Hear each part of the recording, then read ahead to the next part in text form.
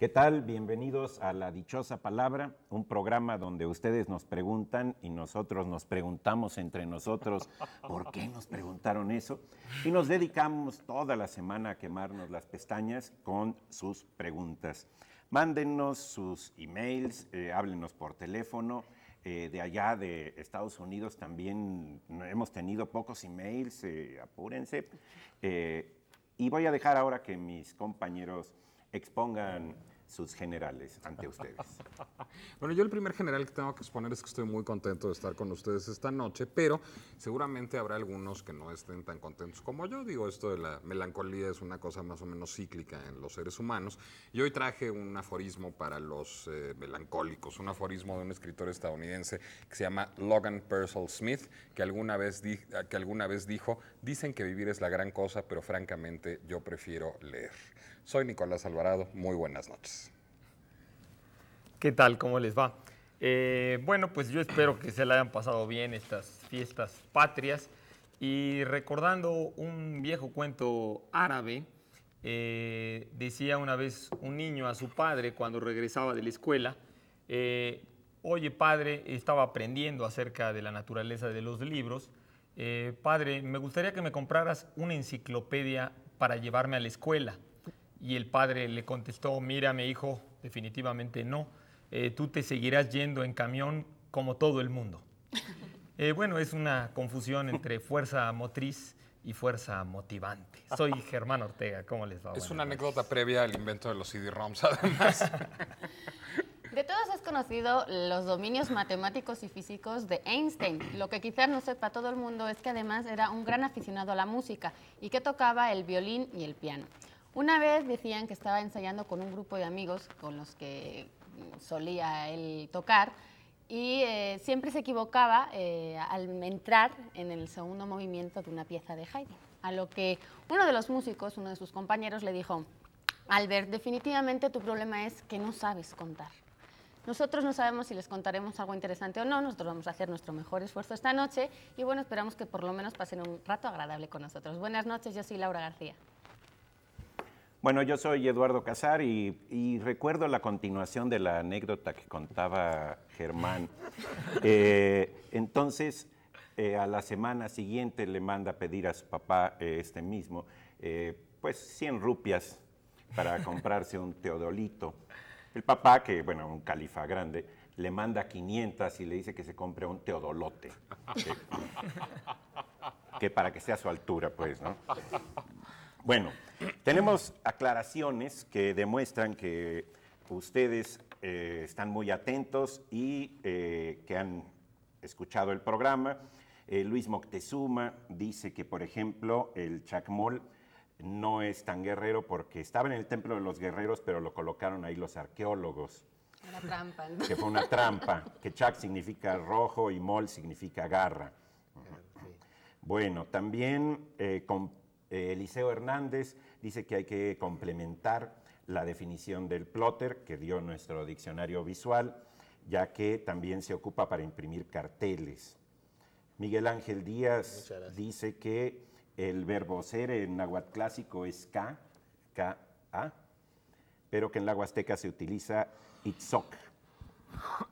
Rolando J. Dada nos manda una traducción del poema que citamos con el que comienza como epígrafe las memorias de Adriano, de ánima, vágula, blándula. Sí, que es pequeña alma errante, tierna, y nos manda completo el poema, que no voy a leer completo porque si ya no me sale en español, menos en latín me van a salir los acentos sobre todo. José Luis Cervantes dice que estuvo muy bueno esto de las milanesas. No, las milanesas siempre son buenas. Que por casualidad tiene un amigo alemán nacido en Hamburgo y que en una ocasión le dijo que las hamburguesas eran como las milanesas de origen de la ciudad de Hamburgo.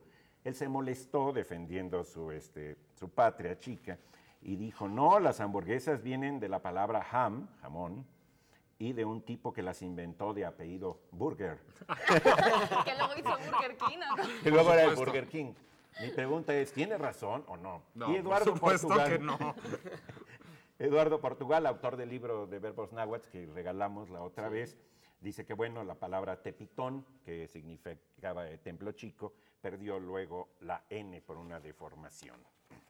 Bueno, muchas gracias por sus aclaraciones. Qué bueno que estén muy atentos, ¿verdad? Se los agradecemos muchísimo. Realmente así vamos complementando y haciendo más extenso este panorama que queremos dar. La dichosa palabra de hoy, ¿inicio ya con la dichosa palabra? Sí, ¿verdad? ya. Para que, Cuanto antes. con dicha palabra. Dicha palabra es la siguiente. Enseñanza preparatoria o previa para el estudio de una disciplina. Así se le llama a los cursos que hay que tomar antes de abordar el estudio de alguna materia en particular. Esta Oye, está está buena. dificilita, Está dificilita. Sí, no está como cariátide o estas otras. Por eso ni lo dijimos. Sí, aquella estaba tan fácil que ni dijimos la de cariátide. Bueno, y anuncio los libros también. Sí, una vez. Tú anuncias lo que gano, que Bueno, no. vamos a la primera primera palabra. alguna palabrita. Ah, bueno, en la primera palabra, lo que pasa es que nos quedamos un poco cortos la semana pasada cuando estábamos entrando a un tema que es un tema muy apasionante, que era lo de Fausto. ¿sí? Entonces... No nos vaya a tal llegar vez- el diablo, mejor hablemos de eso. Sí, se nos vaya a aparecer y no vayamos a vender nuestra alma al diablo, sobre todo en mi caso sería muy lamentable. Entonces, ¿quisieras tú plantear algo? Fíjate, yo quisiera empezar con una cosita, después de esta amable invitación que te hice a que tú tomaras la palabra.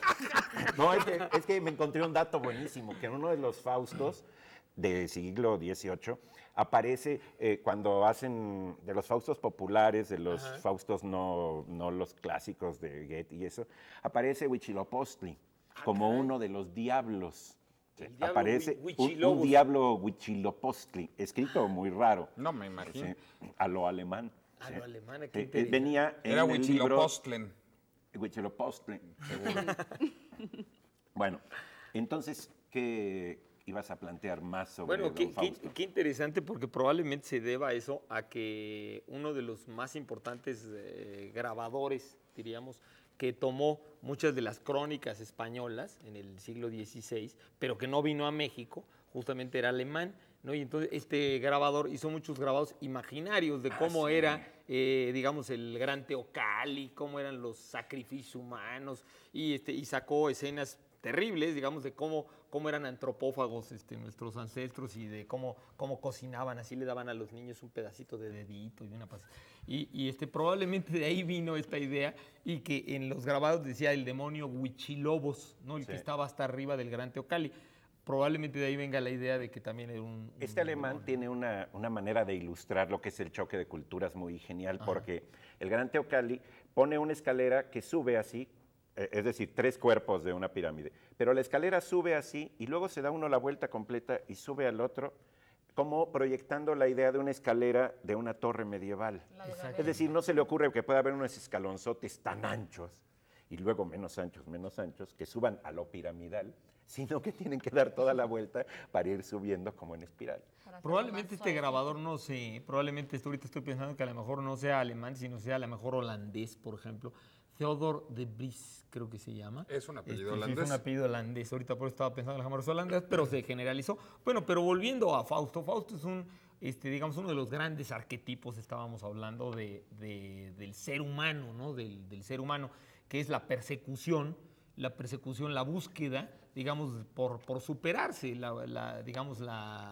el hecho de estar insatisfecho constantemente con el conocimiento y con lo que la vida nos da, ¿no? Eso, la búsqueda por lo infinito, que por supuesto en el siglo XVI, pues esto era herético, era terrible, porque se supone que nos teníamos que conformar con lo que Dios, el mundo que Dios nos había dado, y que además la rebelión contra la estructura del mundo pues tenía algo siempre de diabólico, ¿no? Ahora eso tiene Entonces, más por que ver eso- con el Fausto literario, con el Fausto real, ¿no? El Fausto real era pues más bien como un hechicero de andar por casa, ¿no? Sí, Esto era- ya es una construcción de Marlowe, de Goethe, de las leyendas populares. Exactamente. Ahora, de cualquier manera, este personaje, digamos, se vincula ya en vida con ese arquetipo que ya empezaba a existir desde antes, digamos, la búsqueda digamos, de superar las limitaciones de la vida por medio de magia o por medio de un pacto con un dios o un demonio, pues eso ya existía. Es más, en la Edad Media, una emperatriz bizantina, Eudoxia, justamente, escribió o mandó escribir una novela acerca de Teófilo, que fue un hombre que había hecho un pacto con el diablo. Y también antes hay otro personaje también muy importante medieval que se llamó Cipriano, que vivió en el siglo IV, bueno, que la novela es del siglo IV, también que hace pacto con el diablo. Incluso algunos dicen, por supuesto, que el personaje de Simón el Mago, que es contemporáneo de Jesús y de San Pablo, por supuesto, que Simón el Mago también cooperó con este arquetipo, ¿no? De Simón el Mago, recuerden ustedes que la palabra simonía viene de tratar de ganar los bienes espirituales, los bienes celestiales, por medio de dinero, que trata de comprarle a los apóstoles, justamente, digamos, los poderes taumatúrgicos, los poderes para hacer milagros que él no tenía, y que quiere comprárselos a los apóstoles. Y entonces esto se llama simonía. Simón el Mago también, de alguna manera, por este tipo de cosas, se vincula a la tradición fáustica, ¿no? Que lo interesante a mí me parece es que en el siglo XVI era una especie como de demonio, era algo terrible querer ser un Fausto, y que después a lo largo del siglo XVIII, con la enciclopedia, con el ateísmo, con el laicismo de Europa, pues se convierte al contrario en un símbolo de la superación y de la evolución. Bueno, tan es así que los avatares, no solo literarios, sino también musicales, escénicos de Fausto han sido infinitos, ¿no? Hay de entrada 2 óperas, una muy famosa de Charles Gounod y otra ópera que se llama Mefistófeles, que es una ópera de Rigoboito. Tiene una introducción espectacular. Cualquier cantidad de piezas musicales de Beethoven, de Chopin, de miles de músicos, de Liszt también, por supuesto.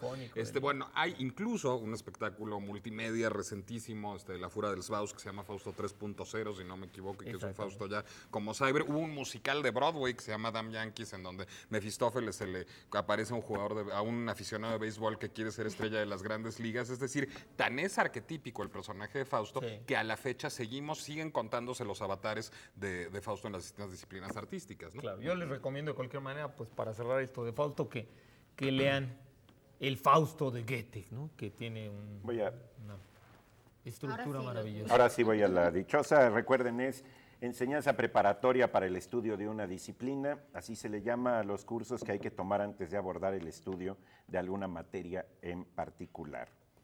Y tenemos en nuestra canasta básica de libros de Fernando Orcasitas, El Teatro Náhuatl, de la Universidad Nacional Autónoma de México.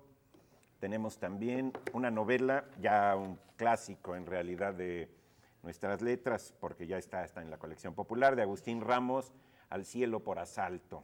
Agustín Ramos de Tulancingo, Hidalgo. Un saludo para allá.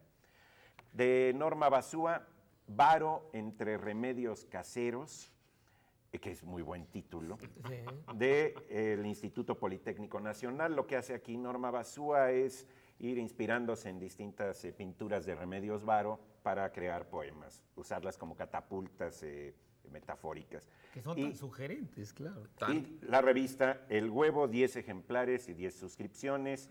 Es el último número. El más reciente, Eduardo, el más reciente, por favor. Pero es el último, ¿no? El último es el más reciente, ¿no? El último ya es como el último, ya se acabó. Está bien. Cuando yo me suba al metro voy a decir, me voy a subir hasta en el más reciente vagón del metro, ¿no? Siempre hay que aclarar eso. Siempre hay que aclarar eso. Y también la revista Istor, tenemos 10 ejemplares. Pero no la tengo aquí, pero ustedes sí la tienen ahí en su pantalla. Y también tenemos 50 pases dobles, es que el auditorio es un monstruo, para las lunas del Auditorio Nacional el miércoles 22 de septiembre a las 8 de la noche. Las lunas es donde dan premios a quienes han tenido mayores éxitos en el Auditorio Nacional y es un espectáculo con premiación y con show. Y demás. Así es. ¿Vamos con palabras? ¿Sí? ¿Vamos? Bueno, Vamos. Jorge Alberto Ochoa Pérez. ¿Qué nos tienen? Pregunta sobre la relación entre hospital y hospitalidad. Actualmente no tienen por qué ser relacionadas. Bueno, se agradece que en un hospital sean hospitalarios, Laura, si no te reciben es como se ha perdido. No siempre. Se ha perdido a mí me ha tocado ese cada antiguo personaje. Esto no quiere decir que las enfermeras y los doctores tengan que ser siempre muy amables y muy cordiales con los enfermos. No, no siempre es así, pero bueno. Sí hay una raíz que se asocia a estas dos palabras, puesto que los hospitales antiguamente eran sitios que alojaban, que acogían a los peregrinos y a los viajeros que se encontraban de camino, y entonces había una especie como de albergues donde ellos pagaban una cantidad por alojarse y ahí se quedaban pues las noches que tuvieran que quedarse para seguir su camino. Esto fue el principio y por eso la palabra hospitalis significa albergue, hospe significa huésped y además también significa el que hospedaba, o sea, tanto el que iba a quedarse esa noche como el que daba alojamiento, el que regía esos albergues. Posteriormente, o más bien en la Edad Media, sobre todo en los monasterios de Cluny, en Francia, los monjes empezaron a recibir a aquellos peregrinos que se encontraban de viaje, es decir, los peregrinos que venían desde el norte de Europa y pasaban por Cluny, pues se quedaban allí unas noches y les empezaban a dar alojamiento a los viajeros y también a los necesitados, que por ahí es por donde empieza la cosa del hospital de hoy en día. Porque empezaron... Bueno, perdona que te interrumpa, y que tiene que ver exactamente con tu país, ahorita lo que estás diciendo. O sea, el Camino de Santiago. Exactamente, que es la época en que se pone de moda en el siglo X. Exactamente, el Camino de Santiago. Porque de Cluny empezaba una de las rutas que terminan en Santiago, en Galicia, para rendir homenaje al apóstol Santiago. Lo que hicieron estos monjes fue empezar a acoger también a enfermos, es decir, como sabían que ya empezaban a alojar y a acoger a gente necesitada, empezaron a ir los enfermos que necesitaban cuidados, necesitaban atenciones para curarse. De ahí empieza un poco a hacerse esta asociación con hospital, porque así se llamaban entonces los albergues, pero hospital empezaron a considerarse también aquellos lugares a los que iban los enfermos para recibir cuidados. En la Edad Media empezaron como a secularizarse todos estos hospitales porque empezaron a darse cuenta de que la Iglesia empezaba a tener mucho poder y no querían, sobre todo los dirigentes, los gobernantes de todos aquellos países, empezaron a temer el poder de la Iglesia y empezaron a secularizar, a sacar de la religión los hospitales y empezaron a fundar hospitales seglares, es decir, no religiosos. Entonces empezaron a surgir estos hospitales como los conocemos hoy en día.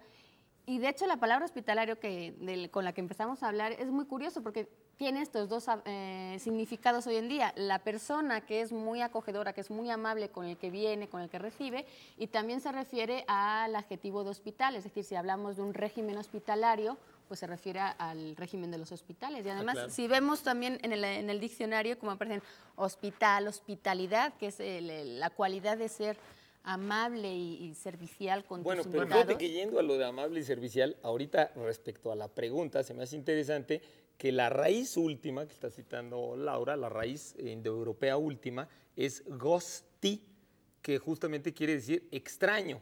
O sea, los hospitales y los huéspedes es porque hospedas a alguien extraño. No, o sea que la palabra también hostil tiene exactamente la misma raíz, o sea que los hospitales, pues podemos decir que pues también tiene el mismo vínculo por cual pueden ser hostiles ahora. No, bueno, y también es importante ahora que decía Laura que la palabra hósped servía para referirse tanto al huésped como al anfitrión, al que recibe. Esto es por la práctica de la reciprocidad hospitalaria, es decir, si uno era huésped de alguien, ese alguien tenía que ser automáticamente en algún otro momento huésped de uno, es decir, claro, es esta práctica la que hace que los dos términos se confundan. Y además, bueno, de ahí viene también la palabra hotel, que son finalmente los antiguos hospitales, cuando mutaron en los modernos hospitales, dieron lugar a los hoteles. Hostal primero y luego hotel. Y por eso, por ejemplo, en francés, hotel se escribe con un acento circunflejo sobre la O, porque ese acento circunflejo lo que quiere decir es que en francés antiguo hubo una S ahí, que en realidad era hostel. Y que bueno, la hostal todavía se sigue utilizando y sigue vivo el término. Digamos, se les llama hostales para la juventud o hostales de los estudiantes. Es lo mismo todos los exactamente, que son los albergues estos que hay en todo el mundo ahora, precisamente que son muy baratos y que pues, supuestamente... Hay una ¿Cuál sería la diferencia? ¿Por qué la H de pronto se acostó y se volvió un motel? ¿Sí? ¿Cuál es la diferencia entre hotel y motel? Estás más cansado. ¿Que estás más cansado?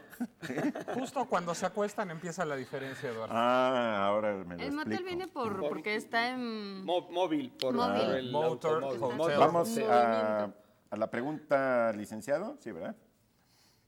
A la entrevista. Al licenciado Manuel Arturo Salcido Beltrán, que es el director de publicaciones del Instituto Politécnico Nacional, le hicimos una pregunta que tiene que ver con la próxima Feria del Libro en el Politécnico y qué función cumple esta feria para la difusión editorial. La FIL Politécnica 2004, que es nuestra 23ª Feria del Libro Politécnico, no es solo libro científico y técnico, es una feria de libro como todas, en las que, claro, la mayoría de nuestras carreras son científicas y técnicas, tendemos a fortalecer principalmente los materiales que requiere nuestra comunidad, pero la feria está abierta a todas las disciplinas, al arte, a la cultura, y por supuesto participan una gran cantidad de editoriales. Yo podría decir que todas las grandes editoriales del país y en general de habla hispana, aunque asisten también varias compañías de otros países que no son de habla hispana, tiende a fortalecer fundamentalmente el intercambio de nuestra comunidad con la producción del libro en el mundo y en México. Y desde luego a que nuestra comunidad y el público en general conozca los mayores adelantos de la ciencia y de toda la producción literaria.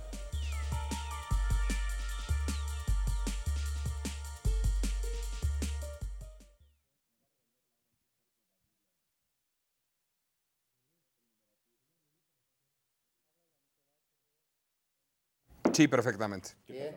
¿A ese nivel?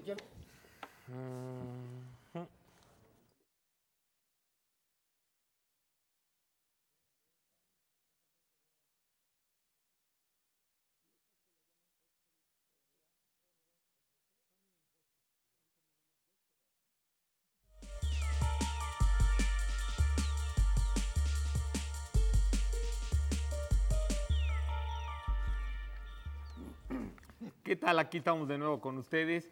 Vamos con los modismos. Recuerden, los invitamos siempre a participar con los regionalismos, las formas que ustedes utilicen en sus lugares.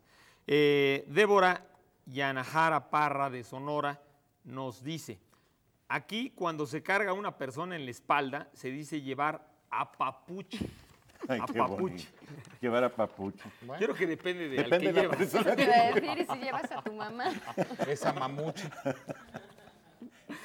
Claudia Lazo de Honduras, muchas gracias a los centroamericanos por participar.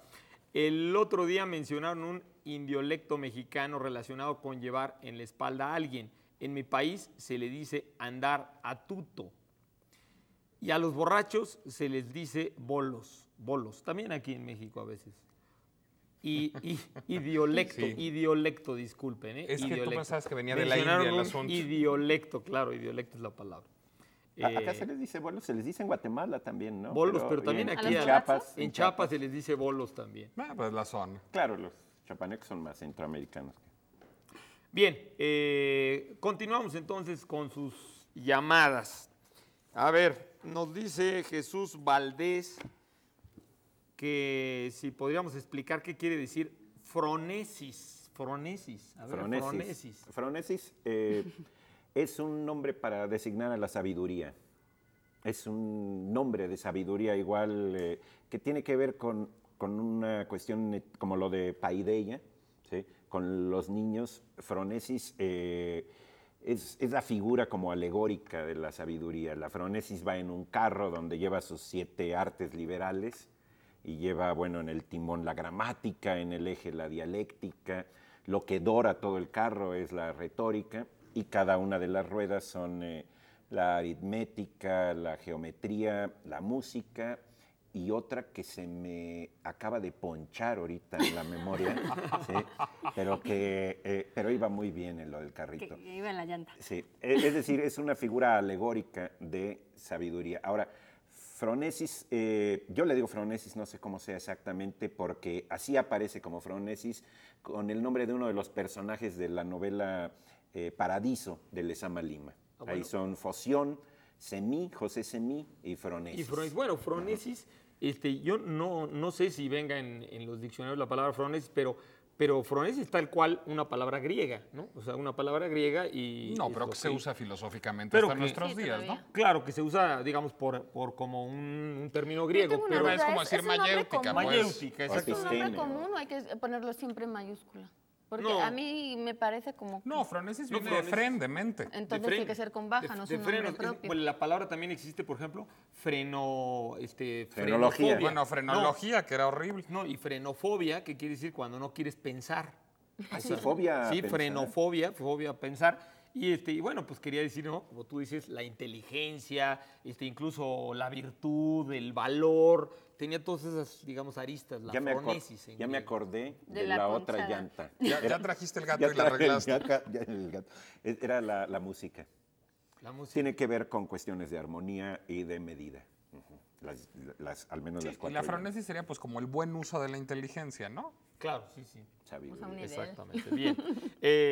Nos pregunta Lorena Salazar Bárcenas que si podríamos hablar qué quiere decir memento, la palabra memento. En un memento, no es cierto. Otro término. Bueno, memento también tiene una etimología más como muy facilita, pues viene de mente, viene de memoria, es decir, viene de mens, mente, viene de memocine, memoria, y ahí sí tiene, digamos, dependiendo del idioma, como distintos significados. En español, memento es, digamos, bueno, hay dos mementos que son dos momentos de la misa. Ya ven que en la misa se canta a los fieles y se canta a los difuntos. Cada uno de esos fragmentos de la misa de fieles y la misa de difuntos, es un memento. ¿Por qué? Porque empieza en latín empieza con la palabra memento. Recordad, recuerden, recuerda. Memento en latín es el imperativo del verbo recordar.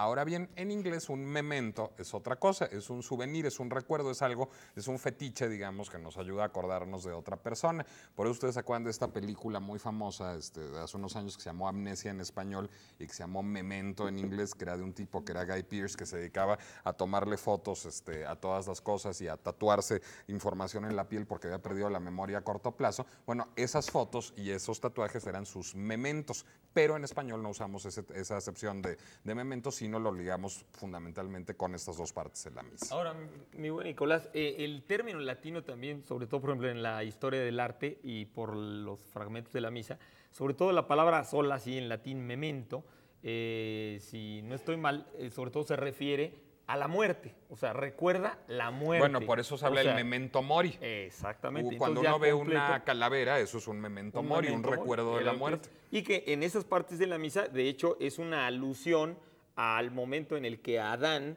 Dios le dice que va a ser polvo y que es lo que se repite en el miércoles de ceniza, o sea, y es el memento. Sí, es acuérdate homine. de que te vas a morir. Acuérdate que te vas a morir, un poco eso es, Bien, vamos a la pregunta especial que tenemos, recuerden ustedes, para obsequiarles el gran diccionario Anaya de la lengua.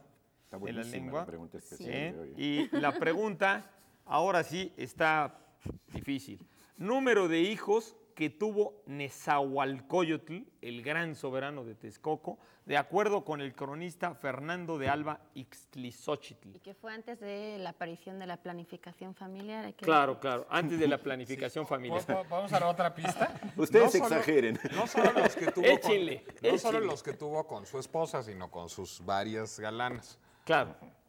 Sí, todas sus, los hijos que tuvo con todas las mujeres supuestamente con las que tuvo hijos, ¿no? Número de hijos que tuvo Nezahualcóyotl de acuerdo con Fernando de Alba Ixtlizóchitl. Bien, les digo, no se queden cortos. Vamos. Que él no se quedó corto. Vamos, ¿Y qué se van a llevar? los premios van a llevar el diccionario, decíamos, y se van a llevar también 5 pases dobles para la función de Cyrano, el musical en el Teatro Benito Juárez, Villalongín 15, para el viernes 24 a las 20:30 horas y 5 para el sábado 25 a las 19 horas. También tenemos para ustedes, los que contesten bien, 6 pases dobles para la función de Lágrimas Negras en el Auditorio Nacional. Aquí tenemos justamente sus 6 pases dobles para el sábado 25 a las 20 horas, a las 8 de la noche, Entonces, ¿no recuerden. nos van a ver? Sí, oye, pues, Van a nos tener que estamos, dejarnos nos vean en la repetición. miércoles. Nos Claro, estamos la boicoteando. repetición. Repetimos la pregunta. Número de hijos que tuvo Nezahualcóyotl, de acuerdo con el cronista Fernando de Alba Ixtlizóchitl. Y recuerden nuestro correo, la dichosa palabra, @22mx.tv. nuestra página web también, ladichosapalabra.22mx.tv, sin www. Bien, continuamos con otras preguntitas. Nos pregunta Bárbara Mejía que si podríamos hablar algo acerca de la utopía.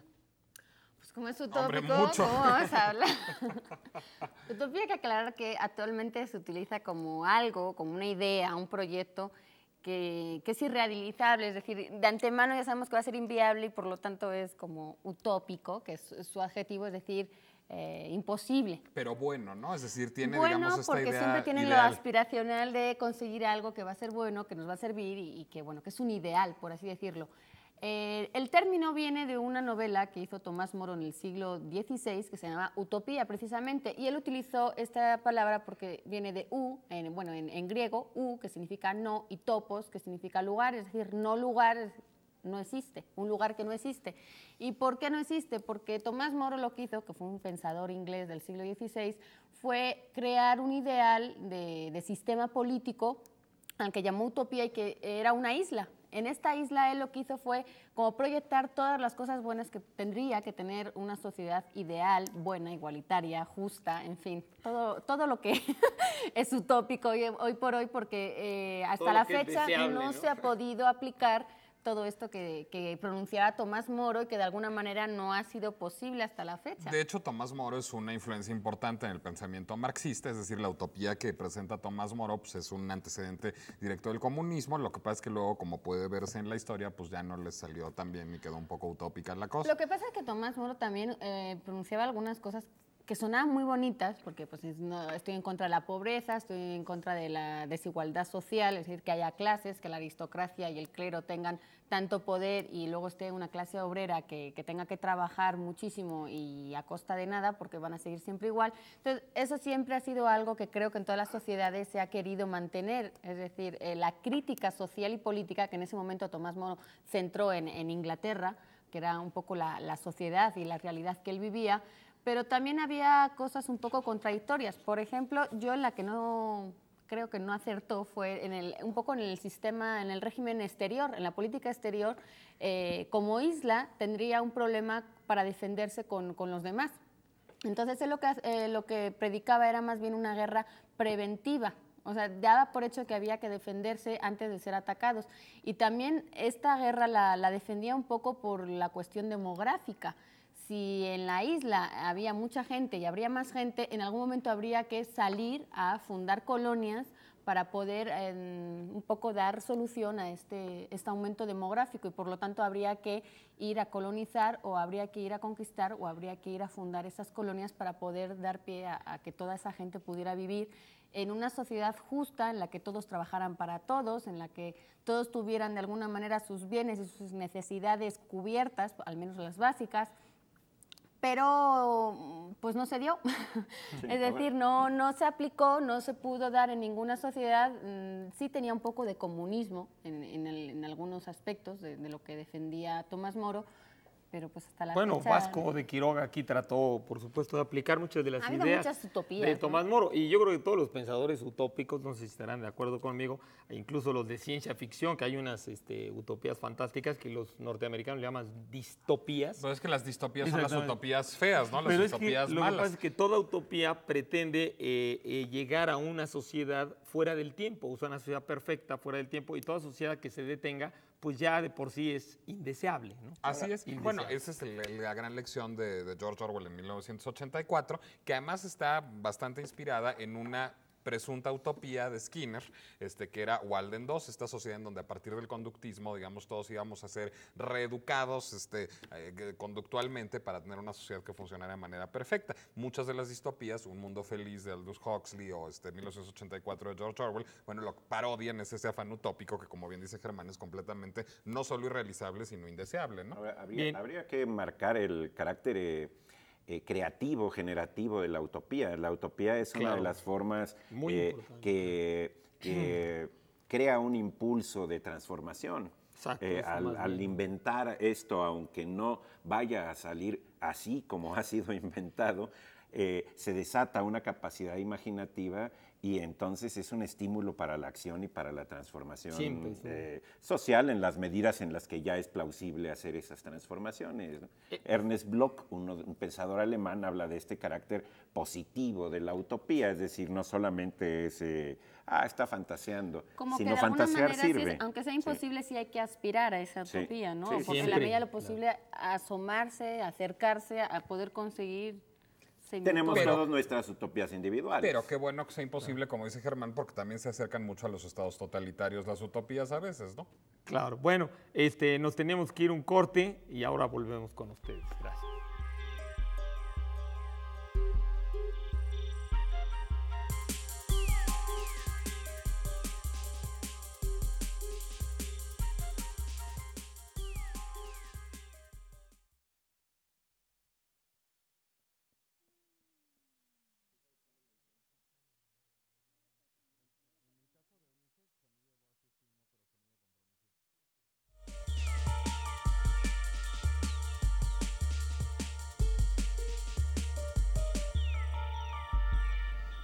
Ya estamos de regreso en La Dichosa Palabra y seguimos recibiendo sus dichosas preguntas y también sus dichosas respuestas a la dichosa palabra de hoy. La dicha nos embarga esta noche, como podrán ver. La dichosa palabra de hoy es ¿cómo se llama a la enseñanza preparatoria para el estudio de una disciplina? Así, por ejemplo, se llaman a los cursos que hay que tomar antes de abordar el estudio de alguna materia en particular. Llámenos a los teléfonos que aparecen en sus pantallas o mándenos un correo electrónico a ladichosapalabra@22mx.tv. Ahora sí lo dije bien, y se pueden llevar múltiples y variados regalos. Germán, tú tenías una recomendación bibliográfica antes de seguir con sus dichosas sí, preguntas. que hablando de eso tan importante, de lo estimulante de las utopías, hay un texto verdaderamente estimulante sobre las utopías de Émile Cioran, este gran filósofo rumano que se llama Historia y Utopía. Se los recomiendo muchísimo acerca de las utopías. Y yo les tenía una precisión también, que es que, bueno, el espectáculo de Lágrimas Negras, desde luego, porque aquí ya nos vino a jalar las orejas Georgina Noble con muy buen tino. Nos sacó las lágrimas negras. Sí, pues nos sacó las lágrimas negras, por no decirles que, por supuesto, es el espectáculo del pianista cubano Bebo Valdés y el cantador español Diego El Cigala, que tantísimo éxito han tenido Muy con recomendable. su disco Lágrimas Negras, que ahora nos traen a presentar, muy recomendable, así es. Alberto Salmerón, del Distrito Federal. Sí, el diccionario. ¿Qué el diccionario visual, ¿verdad? El diccionario visual. El diccionario Anaya también lo regalamos. Pero vámonos a nuestra sección de diccionario visual para que averigüemos cuál es la diferencia entre un anillo de boda y un anillo de compromiso. Habría un cínico que diría por ahí que la manutención, pero creo que esa no es la respuesta correcta. Manu, ¿viene Manu? El anillo de matrimonio o de casado se remonta desde los egipcios, ¿no? Porque se decía que la vena en la cual se portaba el anillo iba directamente unida al corazón. El anillo de compromiso el primero que lo dio fue el emperador Maximiliano a su esposa, a su prometida. En un momento dado fue la situación que dio el primero con un diamante. La diferencia básica es que un anillo de compromiso tiene un diamante o varios diamantes, y el anillo de casado o de matrimonio es una argolla hecha con metales preciosos, ya sea plata, platino u oro. Bueno, pues ya estamos de regreso en La Dichosa Palabra. Ya vimos que es un anillo de compromiso. El diamante, como siempre, marca la diferencia. Yo creo que también podríamos pensar que el diamante se queda en prenda para que siquiera ya si no le cumple el hombre, pues se quede con el diamante. Digo, yo sé que, por ejemplo, en eso siempre tengo muchas dudas porque España y México van al contrario. Por ejemplo, creo que el anillo de compromiso aquí se lleva en la izquierda, en España es de la derecha. Aquí se lleva en la izquierda porque es la del corazón, porque supone que el dedo anular del corazón, yo aquí tengo mi anillo de boda, pues de compromiso los hombres no tenemos, pues va directamente hasta el corazón. Qué poco corazón tenemos los españoles. ¿Por qué no pedimos anillo de compromiso nosotros? Pues no sé, deberíamos de pedir. Pero bueno, se supone que nos deben de regalar un reloj cuando nos casamos, eso supone que es una tradición. Ah, bueno, está bien. Eso supone que es una tradición, pero bueno. Te quedaste sin ver lo que se ve. Vámonos con sus llamadas. Alberto Salmerón, del Distrito Federal, nos pide que comentemos sobre Ovidio y sobre todo, bueno, sobre las metamorfosis de Ovidio. De Ovidio. Bueno, pues... Que no era que él Las sufriera tuyas, metamorfosis, ¿verdad? Que Bueno. también las tuvo. Que también las tuvo. Que también, bueno, yo creo que todos las tenemos, ¿no? La vida es una continua y constante metamorfosis. Publio Ovidio Nasón, que Nasón era de Narigón, pues fue uno de los más grandes y más influyentes poetas romanos, podríamos decir, que casi después de Virgilio, pues fue uno de los más influyentes a lo largo no solamente de toda la literatura latina, digamos, culta y popular, sino a lo largo de toda la Edad Media y fundamentalmente yo diría que en el Renacimiento, en el Barroco, pues el poeta clásico por excelencia fue Ovidio. Bueno, Ovidio tuvo muchísimas obras, pero ya que nos están pidiendo específicamente que hablemos de la más grande, de la más famosa, de la más extraordinaria, según los analistas de historia de la literatura latina, pues son las Metamorfosis. Las Metamorfosis es una obra en 15 libros, podríamos hoy decir en 15 grandes capítulos, ¿no? En verso, en el cual Ovidio nos va, digamos, ligando, va narrando, va amarrando, como en Las Mil y Una Noches, ¿no? Y como en muchas otras obras posteriores influidas por esta manera de hilar historias del mismo Ovidio, ¿no? Va hilando desde la creación, o sea, desde la creación mítica, desde la creación mitológica del mundo latino, desde el caos, que empieza a volverse en cosmos, hasta prácticamente la apoteosis, o sea, la forma como se convierte en estrella Julio César. O sea, esos son, digamos, los límites de la narración y va ligando cada una de los grandes pasajes mitológicos que tienen que ver con transformaciones, o sea, con metamorfosis y con apoteosis. O sea que todas digamos, las metamorfosis que va platicando, todas las historias que va platicando, terminan siempre con una metamorfosis o con una apoteosis, lo cual suena así como un poco aburrido, porque como que terminaría siempre con lo mismo. Pero es una obra tan extraordinaria, con una variedad de motivos, con una ligereza, con una agilidad. Sí, porque con es una obra sin intencionalidad política, además es una obra puramente esteticista, ¿no? Estética, exactamente, pura obra. Y un poco diferente a todo el resto de su obra, porque si no tengo mal entendido, él basó su obra como en cartas, era mucha epistolar, en cuanto a que escribía las cartas, por ejemplo, que grandes heroínas de la historia escribían a sus amados. Ese es Heroídias. Heroídias. Y luego también él fue desterrado. Sí. Entonces él tenía siempre mucho esta queja, este lamento de que él quería volver a su tierra, estar con su familia, y siempre era muy, muy lamentadas toda su poesía, Sí, la última parte por de todo lo que tenía de nostalgia. Exactamente, de su obra. Que también...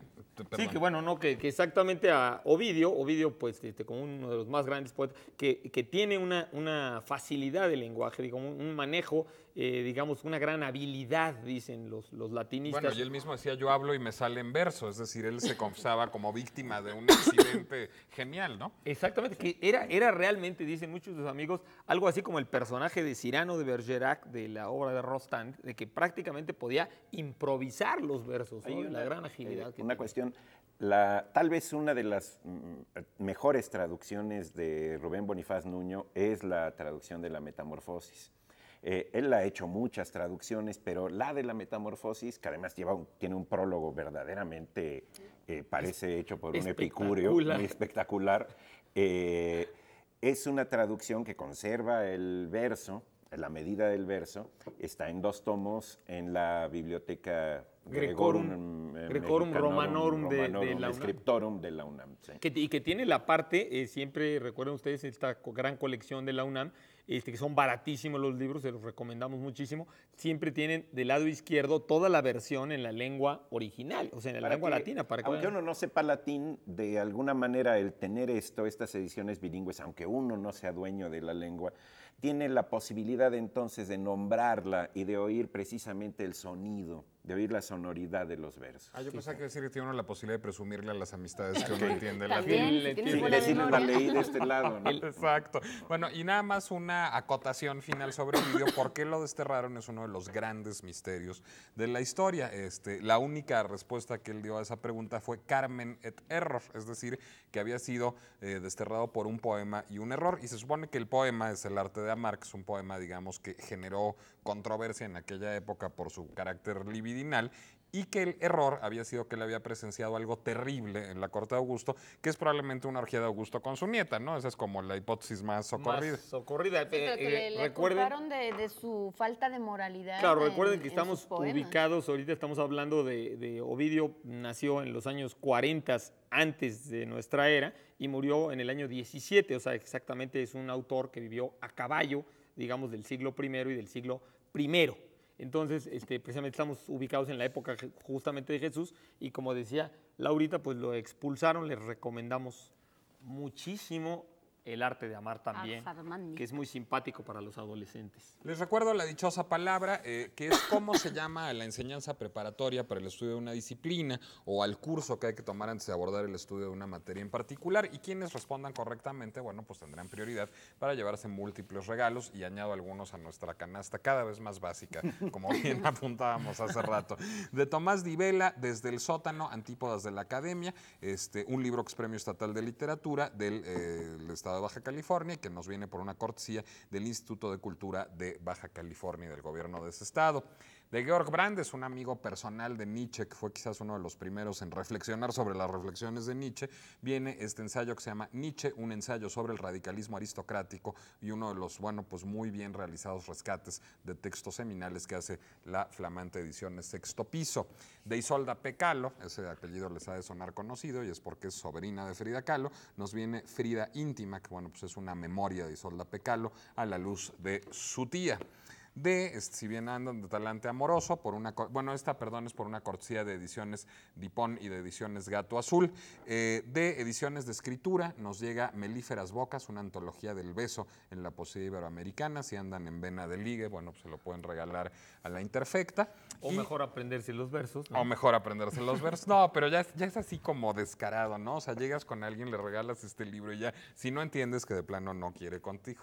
Bueno, y tenemos también por una cortesía de sí misma ejemplares de la revista Incipit, y ahora sí lo pronuncio con el acento correcto, no que luego se me olvida. Tenemos muchos ejemplares, ya tantos que ya no sé ni cuántos, 20 ejemplares de la revista Incipit y 10 suscripciones por 3 meses de esta misma revista. Por cierto, que Incipit es una revista que está festejando ahora con nosotros su posibilidad de suscribirse, abre las suscripciones a sus lectores, y si ustedes están interesados en suscribirse a esta revista Incipit, que ahora tiene a un Mario Bellatín proverbialmente misterioso en la portada, bueno, pues pueden inscribirse a la dirección electrónica que aparece, creo, en sus pantallas. Digo creo porque como soy medio miope no veo si aparece, es www.incipit.com.mx. Y ahora seguimos con sus preguntas. No, ya no seguimos con sus preguntas, ya nos vamos directamente a unos mensajes y luego regresamos ahora sí con sus preguntas en la dichosa palabra.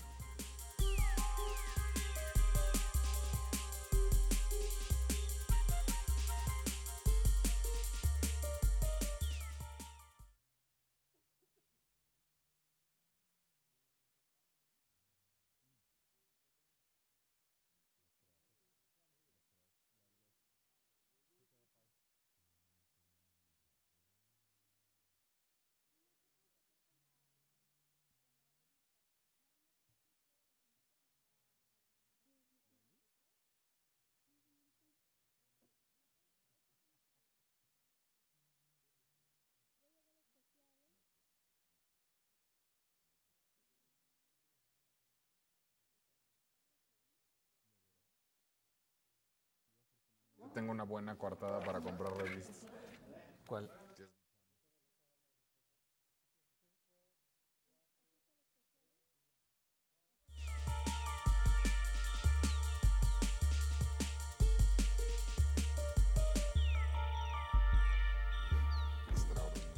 Pues por correo electrónico nos llegó el ganador de la pregunta especial que se llevará el diccionario Anaya de la Lengua. Él es Pedro Paunero y acertó al número de hijos de, a ver, ayúdenme con los nombres, Nezahualcóyotl. según Fernando de Alba. Fernando de Alba Iztlilxóchitl. Ándale. Más o menos.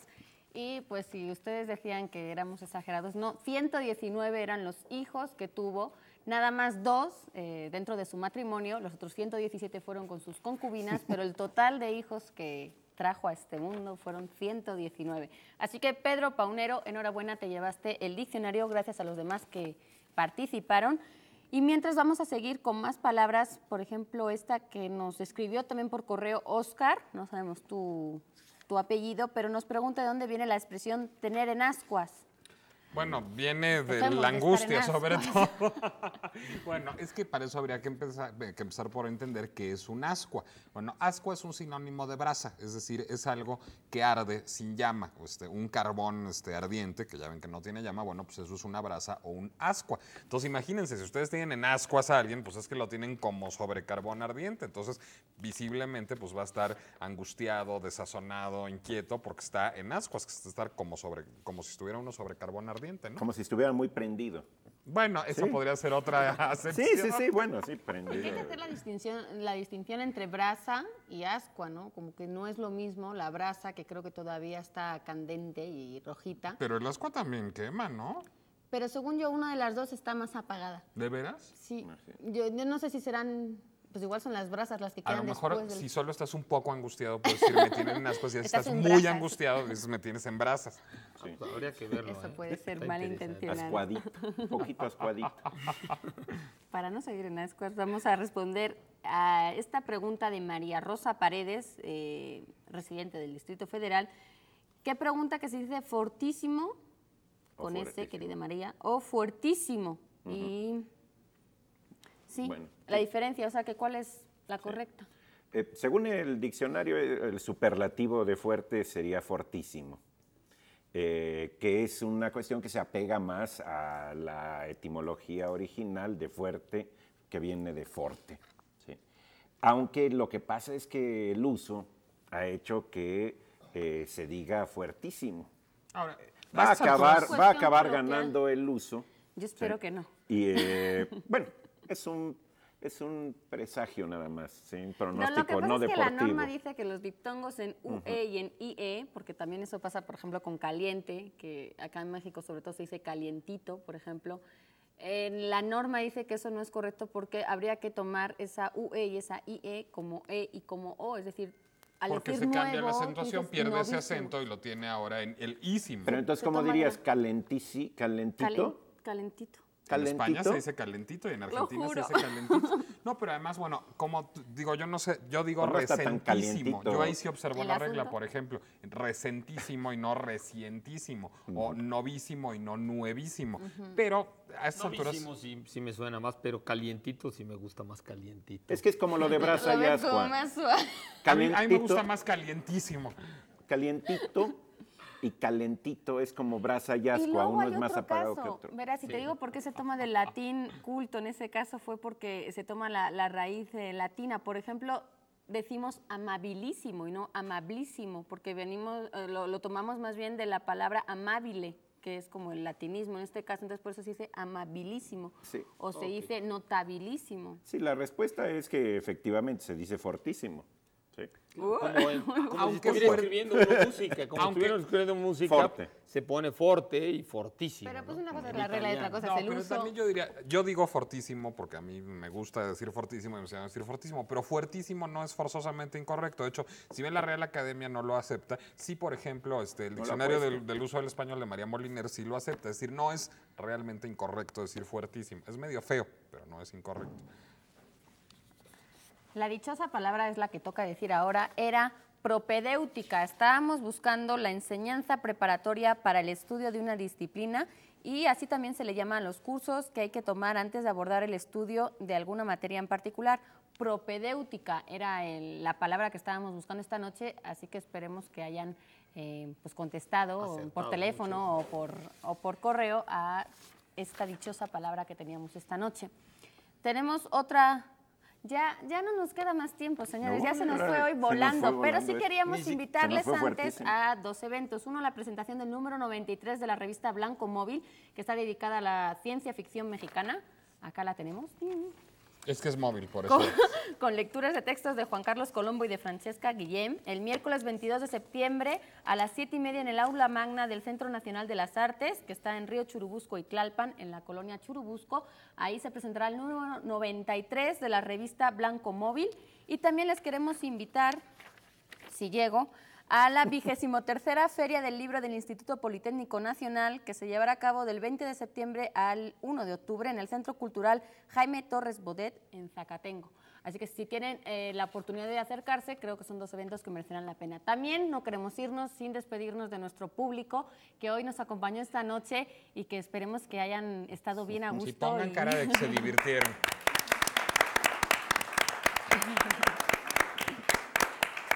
Y pues no nos queda más que despedirnos, decirles muchas gracias por esta compañía, gracias al staff del Canal 22 que siempre nos apoya y nos hace quedar muy bien.